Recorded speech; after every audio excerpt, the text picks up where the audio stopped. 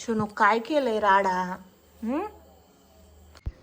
नमस्कार मंडळी, तुम्ही पाहतच असाल सकाळचे 6:30 वाजले होते आणि आमच्या या छोट्या साहेबांना खूप सगळ्यांच्या आधी उठायची घाई असते. 6:30लाच उठून बसला होता आणि टोपी सगळी तोंडावर आली होती आणि तसंच इकडं तिकडं पाहत होता. मग तेच मला पण त्याच्यामुळे जाग आली आणि मग मी त्याची टोपी बाजूला घेतली तर मग पाहायला लागला. त्याचं रोजचं तेच आहे, सगळ्यात आधी तोच उठतो आणि मग मला उठवतो. गुड मॉर्निंग बुवा. हसते गदड त्याच्या खाली. गावाकडची सकाळ पहा, किती छान सगळ्या पाखरांचाच आवाज येत होता. आणि 6:30लाच किती सूर्य वरती आलाय. चला 7ला तर ऊन लागायला लागतं. आवरतो है ना बाबा.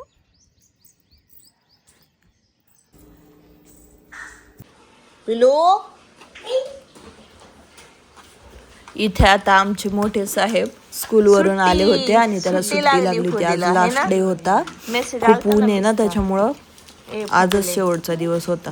आता त्याला महिनाभर सुट्टीच आहे.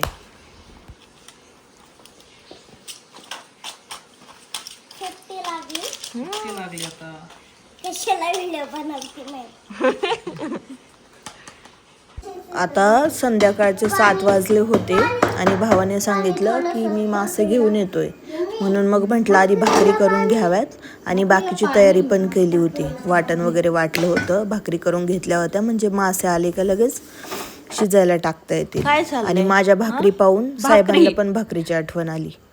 बाळा, मला किती तू वाढवशील ग काम?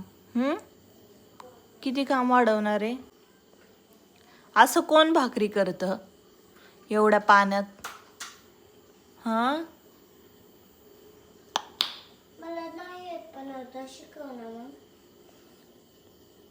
नाही छान बनवतोय. बनवा बनवा बनवा, छान बनवतोय. अजून पीठ लागेल. सगळा डब्बा संपेल आता. सगळा डब्बा खाली करणार का? ठीक आहे, घे. काय जाते? आपण काही दळण नाही केलं. आप्पा दळण करणार का आज आप्पा काय ते दळण. अच्छा, आप्पा करतात. हा, पण ते वाया जाणार ना बाळा. आता आपल्याला शेळी पण नाही. जाते की नाही? किती केलं तेवढ्यात एक भाकरी होईल बघ बरं. हात काढ बघ.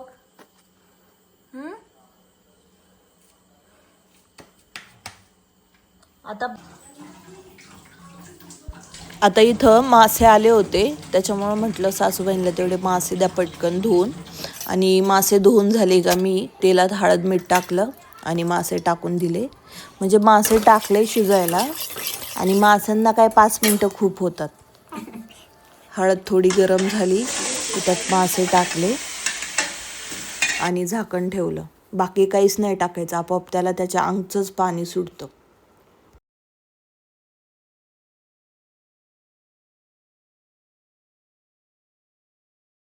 काय 5 मिनिटात शिजतं. येल्लो ना त्यात दे ना ते. आता तेलात आधी खोबरं, तीळ आणि आलं आणि लसूण त्याची पेस्ट टाकली होती. चांगली पाणी टाकून बारीक केली होती. आणि कांदा पण भाजून घेतलेला, त्याची पण पेस्ट करून ठेवली होती. दोन्ही पेस्ट म्हटलं चांगल्या भाजून होतील तोपर्यंत दुसऱ्या गॅसवर मासे तर शिजतच होते. मग माशाला पण 2-3 मिनटं झाले होते, म्हटलं एकदा चेक करावं. आणि माशांना आहे ना खूप हलक्या हाताने पलटी करावं लागतं, नाहीतर लगेच मध्येच उलथानं घुसतं आणि मासे तुटून जातात. आता इकडं मासे पण शिजले होते छान, त्याच्यामुळं वेदला साईडला मिठाचे 2-3 पीस काढून ठेवले. आणि हा मसाला पण शिजला होता, म्हणून मग मी त्यात मटण मसाला, कांदा लसूण मसाला, घरचा मसाला आणि लाल मिरची टाकून घेतली. मसाला पण छान भाजला होता, त्याला छान तेल सुटलं होतं.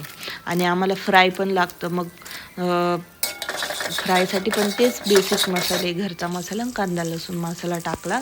आणि म्हटलं थोडं साऊथ स्टाईलचा टच द्यावा, म्हणून मी त्यात कढीपत्ता आणून टाकला. आणि मग त्यात जे मिठाचे पीस होते ते काही टाकणार होते.